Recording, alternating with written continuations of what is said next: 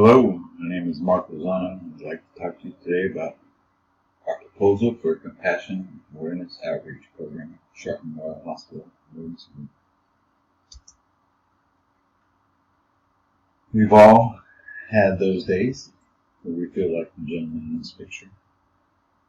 Anyone who's spent a significant amount of time in the trauma room will tell you that whether we express these feelings or not, we all have moments when we feel this way.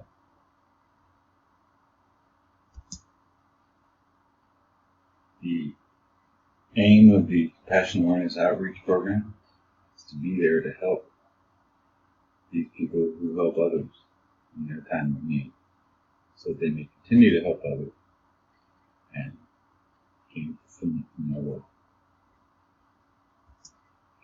Some presentation highlights. We'll discuss the need for a program like the Compassion Awareness Outreach Program.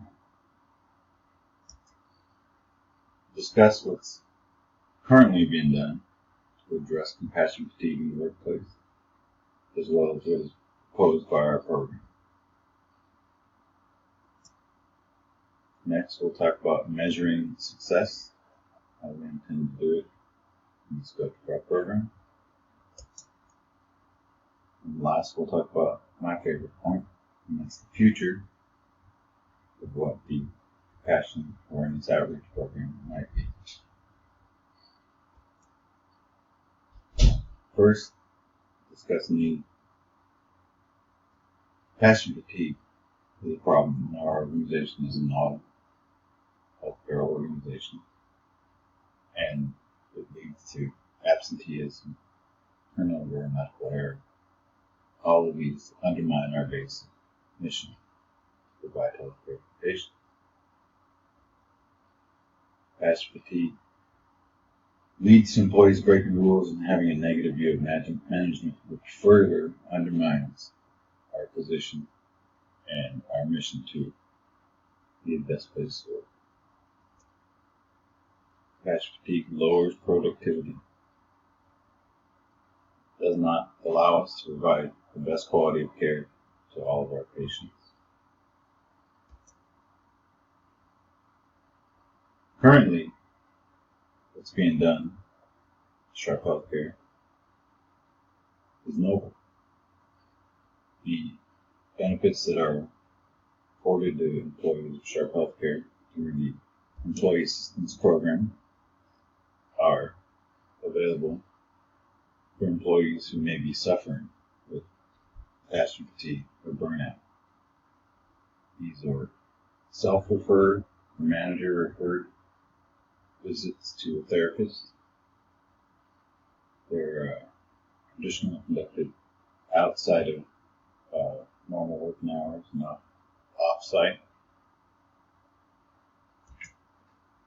In addition to those services offered by the EAP, they also offer significant event debriefing in the event of traumatic loss of life, safety problem, major events that happen in individual units. These significant event debriefings are initiated by managers and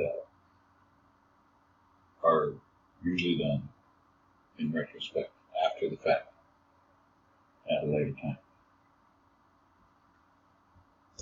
Because of these facts, there are some shortcomings to this technique that our program will attempt to address. Mostly they are in managers not being aware or not calling to initiate a significant event debriefing, either because they aren't aware or they are short for time or don't consider it necessary. Secondarily, employees may not be aware that the debriefing is going to take place and therefore may not attend and gain benefit from having it. This means that many employees are likely to suffering in silence needlessly without being aware of these services. Many employees may seek other means to deal with their compassion fatigue, such as substance abuse, absenteeism, rule breaking. So intervention has been shown to work. And that's what we need in a program that's a little more active in providing this intervention. Proactive steps can overcome the barriers that we discussed earlier to receiving service or help with compassion fatigue symptoms. In the theory of change, I like to start on the right-hand side of the model, where you see the result that we're trying to achieve as decreased absenteeism, turnover, improved employee satisfaction, improved patient safety and satisfaction. We believe we can reach these changes or make these changes by implementing a program that increases awareness of compassion fatigue. And we do this through an outreach program that reaches emergency staff who may not even know that they're being exposed to having detrimental effect from exposure to trauma. Our scope is to do a 12-month pilot program. 12 months should be a reasonable amount of time to get statistical data to see if there's been any effect by our program. And we plan to work with the employees at Sharp Memorial Hospital assigned to the trauma team, exposed to the trauma environment in their routine duties. Our approach is going to be proactive. We're going to be very visible in the environment, very reachable. The resources for dealing with compassion fatigue and awareness will be on site, very active. This should serve to destigmatize utilization and accession of resources for compassion fatigue and compassion awareness. We'll use a mentoring approach in which nurses and staff will become trained and help to train others in utilizing compassion awareness outreach program resources. We base our program on some of the following theories, behavior theories of B.F. Skinner. As far as operant conditioning, we plan to reward employees who seek participation in compassion awareness outreach program. We tend to utilize social learning theory of Albert Bandura and his cognitive theorists in our mentorship program. And we underline a need for unconditional positive self-regard as expressed in the humanistic theories, particularly Carl Ryder's work.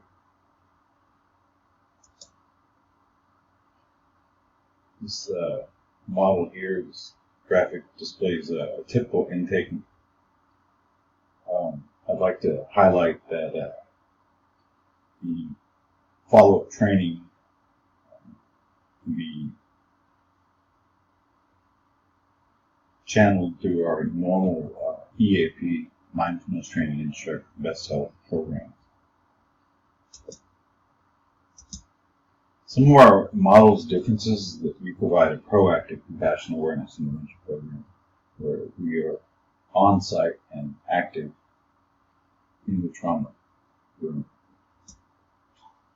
This on-site initiation of services will help to mitigate some of the barriers that we expressed earlier in our current techniques being employed.